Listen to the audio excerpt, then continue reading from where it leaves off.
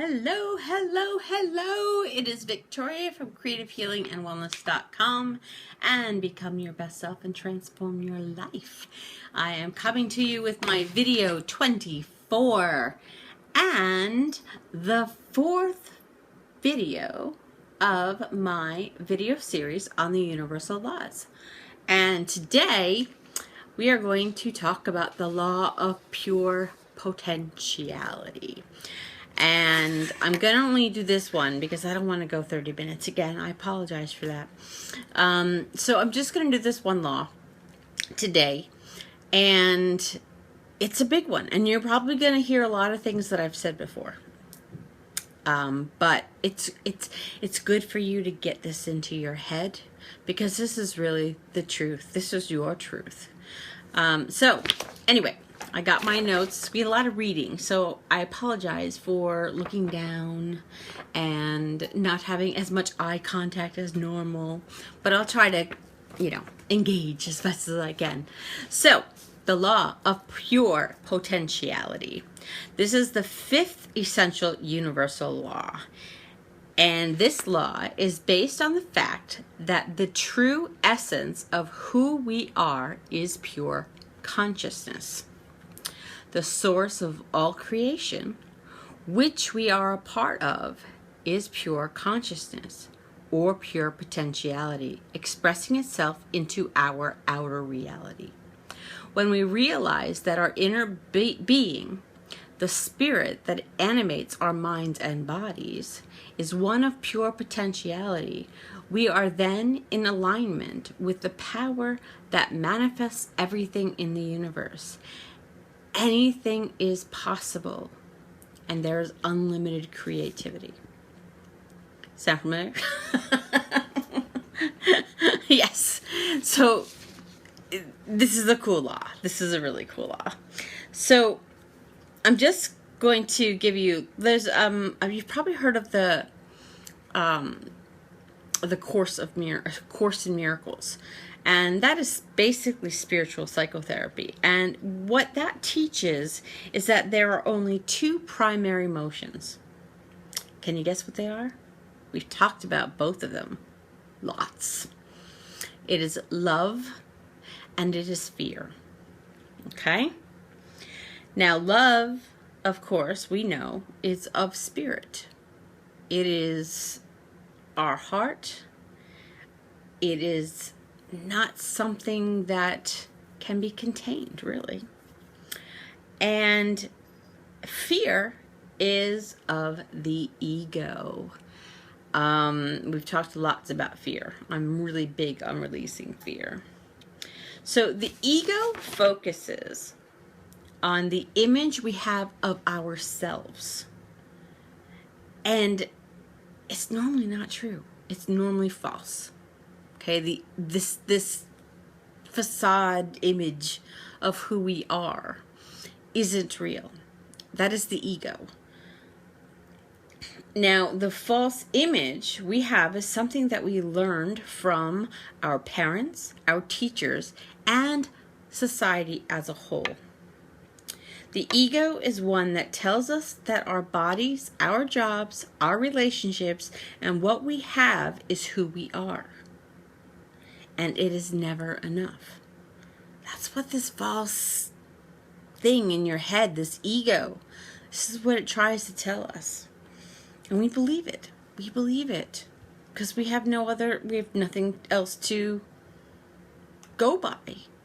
Because we're not taught to look inside. We're not taught to become who we really are.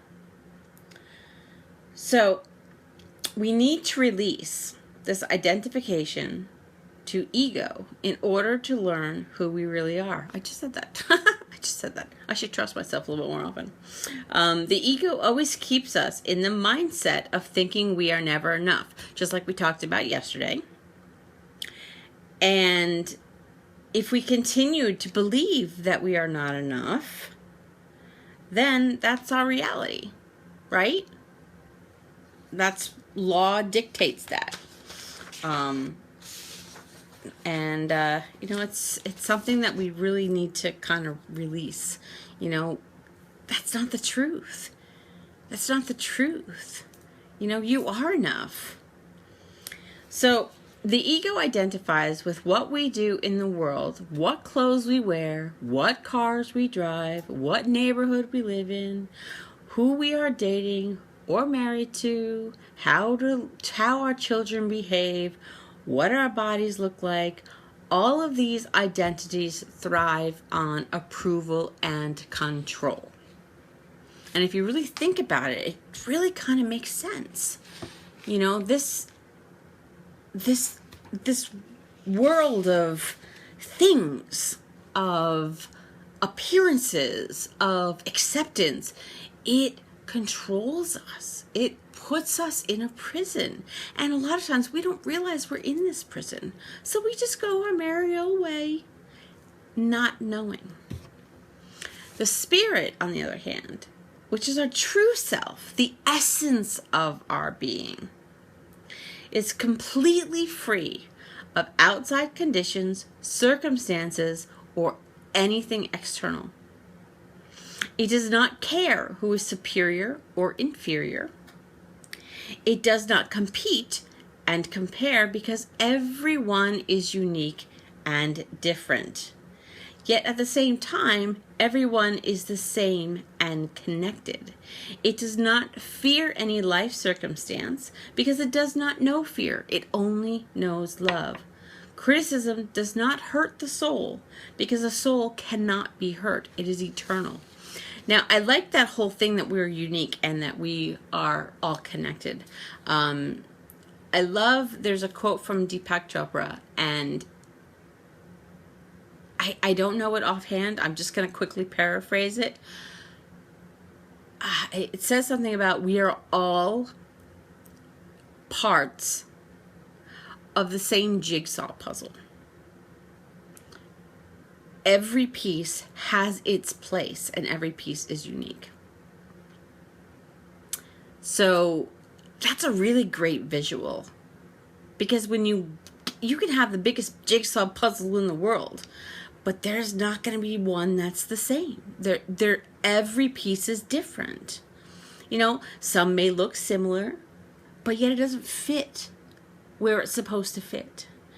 So we are unique. We all belong. We are all unique. We all have our own personalities, our own desires, our own paths, everything. But yet we are still connected like that jigsaw puzzle. It's such a beautiful thing. It really is a beautiful thing. So to continue with the whole ego thing, okay? If you feel you have limitations in your life, your ego will fear and desire things that will make you feel free, such as money, prestige, and power. What happens to you when those objects disappear? What if you had all the money you want and then suddenly it is gone? Your freedom is conditional. Your power only lasts as long as these conditions are there. Does that sound like the truth? Doesn't to me. It doesn't to me. We are not more powerful the more prestige we have.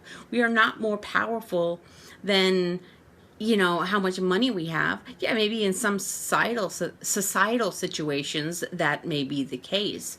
But in the grand scheme of things, as far as that jigsaw puzzle is concerned, those things don't make you any more powerful, because you're only going to fit in that one spot. So you can't take somebody else's spot. I don't know. That just kind of popped into my head. So, but I think there's a little bit of wisdom behind that. It's not. It's the ego tricks us. It tricks us. So if you know and develop a relationship with Source and act as if you are part of Source, you will be in touch with pure potentiality. That is why the practice of meditation is so powerful. I mean, you've heard these stories of people who, never meditated before, and all of a sudden they meditate and their whole life changes. I mean, I can tell you, I don't have a very formal meditation practice. I've gotten out of the habit of that. I do kind of want to bring it back in because it does help me keep my brain a little bit calmer. But I walk around meditatively. You know, I try to be aware of everything. And when you do that, I can't tell you the changes that can happen. You know, the transformation that can happen. So, when you allow yourself to be silent and just be, you develop a connection with Source, with your pure potentiality. And I think being aware and walking meditatively, it helps you to, you know, like, yeah, great. Have a meditative practice. I think it's the best thing in the world, and I really want to get back to it. I really do, because it does do what it says. I mean, just being able to just be and just to exist in that time, in that space, in that quietness, it opens up. It opens up your connection to the universe, and it frees this pure potentiality that you have. But I think walking around meditatively and being aware and seeing the divine in everything you come in contact with, including yourself, that also helps you see your pure potentiality. So you can apply these. I say so a lot. I'm sorry. And I apologize a lot too. Got to work on these things. You can apply the law of pure potentiality by, here's another list, talking to Source through sincere, genuine prayer. Such an important thing. Whether you are praying to your higher self, whether you're praying to a Christian God, whether you're praying to, you know, whatever you, Source, whatever you relate to, being in sincere, genuine prayer, it really helps expand you. Number 2, listening to Source through meditation by learning to be still and know that you are one with Source. Number 3, acting like Source. Do not judge, do not control, and do not manipulate. Simply be love. Number 4, thinking, acting, doing, and saying in every conscious moment of choice, what is the alignment with love? Good question. Okay, and we have the next one is communing with nature and witnessing the intelligence within every living thing. That's incredible. You can get so, wow, that's just incredible. I love nature. I love being outside. I don't do it very often, but when I do, it's just, it's invigorating. Yeah, it's invigorating.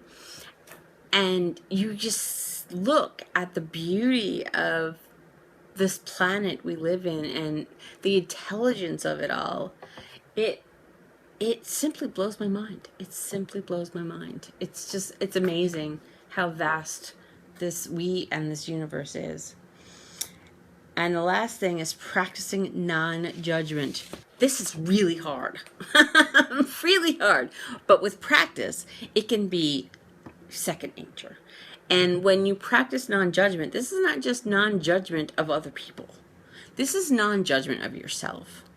Because if you are pure potentiality, if you are Source, if you are connected to the vastness that is this divine universe, what is there to judge?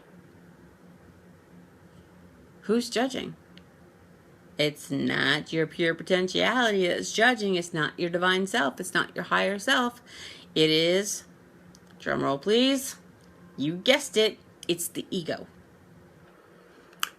You need to silence the ego. You really do. And practice non-judgment in all things. So we are connecting to pure potentiality when we apply all of the things that I just mentioned. So here's a question for you, and a little bit of a picture building exercise. Very simple. How do you feel when you sit and watch a sunset or listen to the waves of the ocean crashing up against the shore or smell the beautiful scent of a flower? How do you feel? I know I feel pretty amazing. I'm not a big swimmer in the ocean, but when I have an opportunity, and I don't get them very often, but when I have the opportunity to sit on a beach and just listen to the waves, I can't tell you. I mean, water to me is strength. And I get so much from that. And so I can tell you, when I experience those things, it's amazing. It's amazing. And I guess I'm a little bit, sometimes I lack in that area because I am a homebody. I don't go out of the house much. So there are parts of me that kind of cheat other parts of me.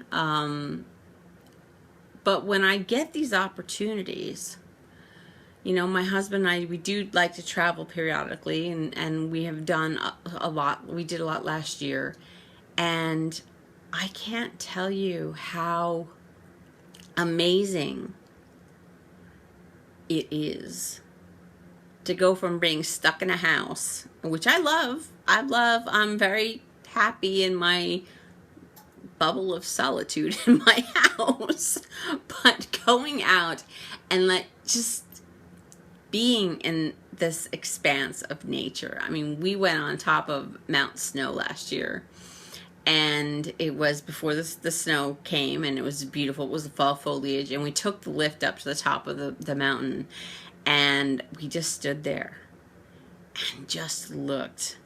Oh my goodness, it was gorgeous. It was so gorgeous. The colors, the vastness, the rolling mountains. It was freezing, but at the same time, it was just invigorating. It was amazing, and I wanted to take so many pictures, and I wanted to see it from every part of the mountain that I could see it. It was gorgeous. It was gorgeous, and just being able to experience that, it was wonderful. It was wonderful.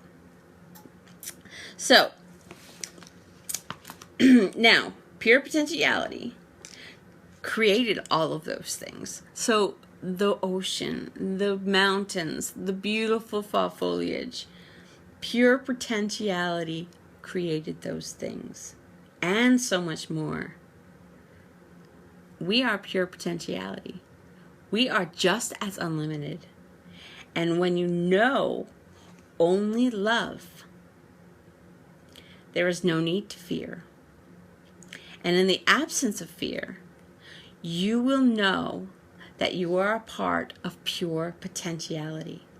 Anything is possible because nothing is impossible.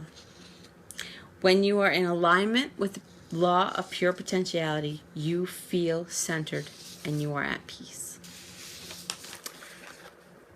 When you know the truth of who you are and of your true essence, and know that you are an extension of source energy,